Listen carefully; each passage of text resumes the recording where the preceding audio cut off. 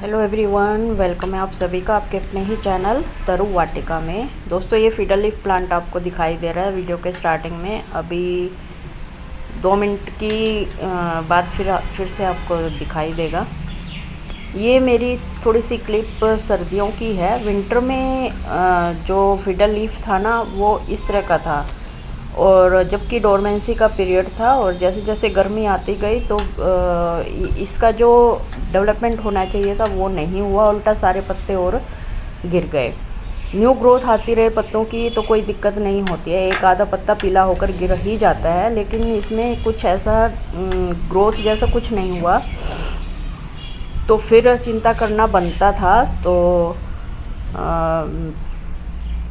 मैं काफ़ी दिनों से सोच रही थी कि इसको निकाल के देखूं। मर तो रहा ही है, इसमें कोई ग्रोथ तो आ ही नहीं रही, तो इसको निकाल कर देखते हैं क्या चक्कर है, मिट्टी में कुछ गड़बड़ है या रूट्स में फंगस है। तो मैंने ऐसे उसको निकाल के देखा तो उसकी रूट्स जैसी थी लगाते टाइम, बिल्कुल वैसी की वैसी ही थी। नवंबर में मैंने इसको रिपोर्ट करवाया था, और इसकी जड़ मतलब बिल्कुल ख़त्म थी, मतलब थोड़ी सी भी डेवलप नहीं हुई, ग्रोथ ही नहीं हुई उनमें। और देखिए कितना बड़ा पोट है, ये नहीं है कि उसको ग्रोथ करने के लिए जगह नहीं मिली। पोट बहुत बड़ा है प्लांट के अकॉर्डिंग, ये भी नहीं कि प्लांट छोटा है और पोट बड़ा है, ऐसा भी नहीं है, क्योंकि ऐसे में भी प्लांट की ग्रोथ नहीं होती अच्छे से, मर जाता है प्लांट। प्लांट के साइज का ही पोट लेना चाहिए, अगर छोटा प्लांट है तो छोटा पोट लेना चाहिए। उसकी जगह मैंने ये अरेका पाम लगाया था निकाल कर, देखिए इसमें ग्रोथ हो रही है, वही मिट्टी है सेम, कुछ नहीं डाला मैंने, और इसमें न्यू लीफ भी आ रही हैं और ये घना होता जा रहा है, जबकि उसका भी मैं ऐसे ही ध्यान रखती थी। तो ये देखिए इसमें न्यू ग्रोथ नीचे से भी दिखाई दे रही है। ये मैं इसलिए दिखा रही हूँ कि पता चले कि मेरे इसको मैं इसलिए नोटिस कर रही हूँ कि अरेका पाम को मैं देखती रहती हूँ, नोटिस करती रहती हूँ कि इसमें ये तो नहीं ख़त्म हो रहा। तो उस फीडर लीफ की प्लांट को निकाल कर मैंने उसके 3 हिस्से किए, 2 हिस्से मिट्टी में और 1 हिस्सा मैंने पानी में ग्रो किया। जो टॉप वाला हिस्सा था और जो जड़ वाला पार्ट था वो मैंने मिट्टी में ग्रो किया गमले में, तो और जो बीच वाला हिस्सा था वो मैंने पानी में ग्रो किया। तो मैंने सोचा चलो एक प्लांट के 3 प्लांट करके देखते हैं, लेकिन जो ये देखिए जो जड़ वाला हिस्सा था ना मिट्टी में, वो अच्छे से ग्रो किया है, इसमें छोटे छोटे पत्ते निकल आए हैं, इसको देखकर अच्छा लगता है। लेकिन जो ऊपर वाला हिस्सा था ये देखिए कितना ड्राई हो चुका है, ऊपर से सिर्फ नीचे से थोड़ा मॉइस्चर है, इसमें कोई ग्रोथ नहीं है। इसको मैं निकाल के भी दिखाती हूँ आपको, इसकी रूट्स भी बिल्कुल भी रूट्स डेवलप नहीं हुई 2 महीने के अंदर। ये मेरा 2 महीने का रिजल्ट है, जो उसमें छोटे छोटे पत्ते आए हुए हैं, जो मिट्टी में दूसरा लगा हुआ है पार्ट कटिंग। ये देखिए कोई इसमें रूट नाम की कोई चीज़ नहीं है, यूं की यूं स्टेम खड़ी थी, तो इसमें पत्ते कहाँ से आएंगे।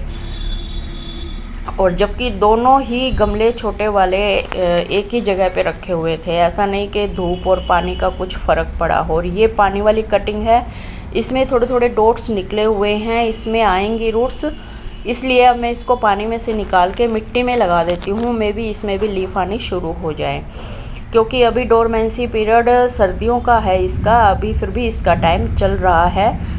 तो इस तरह से अगर आपके पास भी कोई ऐसा प्लांट है जिसकी ग्रोथ रुक गई है, तो आप देखिए वो मर तो रहा ही है, आप एक्सपेरिमेंट करिए अपने प्लांट पे। अब क्या पता कुछ ना कुछ आपको और एक्सप्लोर करने का कुछ ना कुछ टॉपिक मिल जाए आपके इस मरते हुए प्लांट को लेके। तो ये देखिए मैंने 2 महीने वेट किया इसका, और इसमें इतनी अच्छी ग्रोथ शुरू हो गई इस कटिंग में। तो मेरे को बस इस बात की खुशी है कि बड़ा प्लांट ख़त्म हुआ कोई बात नहीं, लेकिन फीडर लीफ का प्लांट अभी मेरे पास बना हुआ है, क्योंकि इतना महंगा प्लांट अगर हमारे पास ख़त्म हो जाता है तो हमें बहुत दुख होता है। फीडर लीफ प्लांट्स आप सबको ही पता है कि बहुत महंगा प्लांट आता है। इसका जो इतनी छोटी जो कटिंग है वो मैं 350 की लेकर आई थी, और बहुत पुराना प्लांट था ये मेरा। आपने मेरे इंडोर प्लांट डेकोरेशन में भी इसको देखा हुआ है, जो पुराने व्यूवर्स हैं। और लेकिन बाहर बाहर रखने के बाद मतलब इसमें पता नहीं क्या हुआ, इसकी रिपोर्टिंग करवाई नवंबर में, ये डेवलपमेंट इसकी ग्रोथ इसकी रुक गई वहीं पर ही। तो अगर आपके पास कोई ऐसा प्लांट है तो आप भी एक्सपेरिमेंट कर सकते हैं। देखिए प्लांट तो एक तरह से ख़त्म है ही, लेकिन आप इसमें कुछ ना कुछ सीखेंगे इससे, तो इसलिए रिस्क लेना ही चाहिए। मैंने तो हिम्मत करके रिस्क ले ही लिया। कुछ दिन तो मैं सोचती रही कि कभी जैसा है वैसा भी ख़त्म हो जाए, एक दो पत्ता है, लेकिन उस पत्ते का भी कोई फ़ायदा नहीं था, वो भी पीले होकर गिर गए थे और गिरने वाले ही थे। एक पत्ता था सिर्फ, वो भी गिर गया था।